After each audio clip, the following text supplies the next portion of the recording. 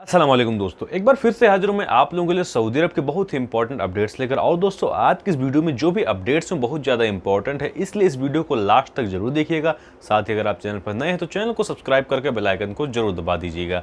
दोस्तों यहाँ पर सबसे पहली अपडेट सऊदी अरब की जनरल सिक्योरिटी की तरफ से। जैसा कि आप लोगों को मालूम होगा कि सऊदी अरब में कुछ दिन पहले एक अनाउंसमेंट की गई थी कि अगर कोई भी बंदा किसी भी नेशनलिटी का हो, अगर सऊदी अरब में भीख मांगता स्ट्रीट्स पर दिख जाता है तो यहाँ पर उस बंदे के ऊपर सख्त से सख्त कार्रवाई की जाएगी। तो यहाँ पर दोस्तों आज की एक रिपोर्ट में सऊदी अरब की जनरल सिक्योरिटी ने बताया है कि यहाँ पर जो भीख मांगने वाले लोग हों ज्यादातर लोग ऑर्गेनाइज्ड गैंग के हैं। तो यहाँ पर आज कुछ लोगों को गिरफ्तार भी किया गया जिसकी वीडियो हम अभी आपको दिखाएंगे। इसके अलावा दोस्तों यहाँ पर अगली अपडेट सऊदी अरब के पासपोर्ट डिपार्टमेंट यानी कि सऊदी अरब की जवाजात की तरफ से, और ये अपडेट उन लोगों के लिए है जो लोग सऊदी अरब में मल्टीपल विजिट वीजा पर आते हैं, यानी कि जो लोग मल्टीपल एंट्री वाले विजिट वीजा पर सऊदी अरब में आते हैं।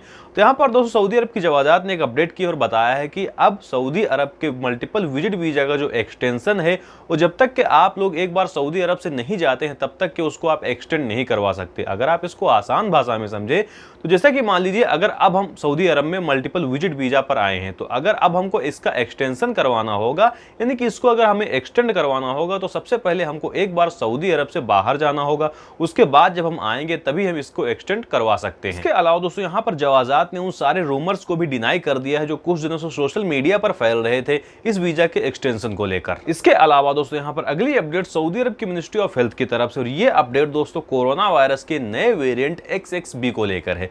तो यहाँ पर दोस्तों सऊदी अरब के हेल्थ मिनिस्ट्री ने बताया है कि आज तक सऊदी अरब में कोरोना वायरस का नया वेरिएंट यानी कि XXB का कोई भी ऑन रिकॉर्ड प्रूफ नहीं, यानी कि इसका एक भी केस इस टाइम पर सऊदी अरब में मौजूद नहीं है। इसके अलावा सऊदी अरब की मिनिस्ट्री ऑफ हेल्थ ने बताया है हम इस पर बहुत सावधानी से नजर रखे हुए हैं और इसके अलावा कोरोना वायरस के हर एक वेरिएंट को हम बहुत नजदीकी से मॉनिटर कर रहे हैं। अब मैं आपको बता दूं कि सऊदी अरब में जो भी केस घटते या बढ़ते हैं वो सिर्फ और सिर्फ कोविड-19 के हैं जो ओल्ड वाला वेरिएंट है। इसलिए आपको सोशल मीडिया पर जो रूमर्स फैल रहे हैं कि अब सऊदी अरब में केस घटने लगे या फिर केस बढ़ने लगे हैं, अब सऊदी अरब की फ्लाइट्स बंद हो जाएंगी, तो उन सारे रूमर्स पे आप लोग ध्यान न दीजिए।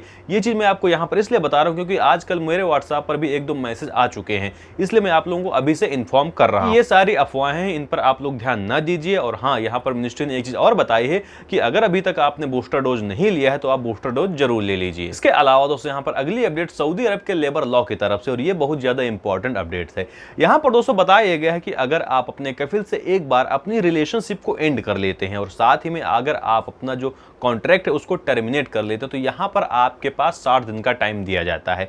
इन 60 दिन में आपके पास दो रास्ते हैं। सबसे पहला रास्ता यह है कि इन 60 दिन के अंदर आप अपनी स्पॉन्सरशिप को ट्रांसफर कर लें, यानी कि आप अपना कफिल बदल लें, या फिर अगर आप चाहें तो आप फाइनल एग्जिट पर भी जा सकते हैं। लेकिन यहाँ पर आपको एक चीज को ध्यान में रखना है कि अगर एक बार आपके 60 दिन कंप्लीट हो जाते हैं और इन दोनों रास्तों में से आप किसी एक रास्ते को नहीं सेलेक्ट करते हैं तो उसके बाद में आपका जो स्टेटस है वो जवाजात के पोर्टल में एब्सेंट फ्रॉम वर्क कर दिया जाता है। इसके अलावा दोस्तों यहाँ पर एक सवाल मेरे सब्सक्राइबर ने पूछा जो कि बहुत ज्यादा इंपॉर्टेंट है और आप लोगों को भी इस सवाल के बारे में जानना चाहिए क्योंकि बहुत ज्यादा इंपॉर्टेंट है। अगर आप सऊदी अरब में रह रहे हैं तो ये सवाल आप लोगों के आगे काम जरूर आएगा। यहाँ पर दोस्तों इस भाई ने पूछा है कि सऊदी अरब में मैं काम कर रहा था 2019 में, लेकिन उसके बाद में मैं सऊदी अरब से वापस चला आया।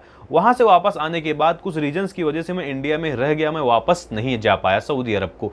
तो मेरे ऊपर कितने साल का बैन लगेगा? अगर मेरे ऊपर 3 या 5 साल का बैन लगेगा तो यहाँ पर मेरी जो एक्सपायरी डेट होगी वो हम कैसे चेक करें कि अब हम सऊदी अरब जा सकते हैं या फिर नहीं जा सकते हैं? तो भाई मैं आपको बता दूं कि इसका जवाब बहुत ही आसान है। सबसे पहले मैं आपको बता दूं कि जब आप सऊदी अरब में फाइनल एग्जिट पर ना आकर exit and re entry visa पर आते हैं, यानी कि आप छुट्टी पर आते हैं, टाइम पर आप सऊदी अरब में वापस नहीं जा पाते तो वहां पर आपके ऊपर 5 साल का नहीं बल्कि 3 साल का बैन लगता है। लेकिन इसके बाद अगर आप बात करें कि आप इन 3 साल की काउंटिंग कैसे करेंगे तो मैं आपको बता दूं कि इसकी काउंटिंग आपका जो exit and re entry visa होता है उसकी एक्सपायरी डेट से की जाती है। यानी कि अगर आप आज सऊदी अरब से गए हैं छुट्टी पर इंडिया को और आज के 15 दिन बाद आपका जो वीजा है एग्जिट री एंट्री वाला वो एक्सपायर हो रहा है तो इन 3 साल के बैन की शुरुआत आपका जो वीजा है उसकी एक्सपायरी डेट से की जाएगी।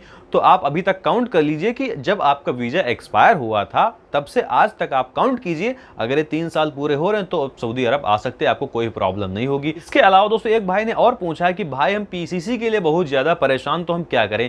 क्या कोई ऑप्शन अभी तक ऐड हुआ है या फिर नहीं ऐड हुआ है पोर्टल में कि हम तत्काल पीसीसी के लिए अप्लाई कर सकें? तो भाई मैं आपको बता दूं कि ऐसा कोई भी ऑप्शन अभी इंडियन गवर्नमेंट की तरफ से ऐड नहीं किया गया है। हालांकि अब अगर आप चेक करेंगे तो पहले की अपेक्षा डेट अब आपको जल्दी मिलने लगी है, बट तत्काल पीसीसी का ऑप्शन अभी तक ऐड नहीं किया गया है, जैसे कि तत्काल पासपोर्ट का ऐड किया जाता है। तो आज की इस वीडियो में बस इतना ही, मिलते हैं आपको अगली वीडियो में किसी अगले टॉपिक के साथ। अगर आपका कोई सवाल है तो हमेशा की तरह कमेंट का सेक्शन खुला हुआ है, अन्यथा आप कॉन्टेक्ट कर सकते हैं मेरे इंस्टाग्राम पे। इंस्टाग्राम का लिंक यहाँ पर आपको दिख रहा है।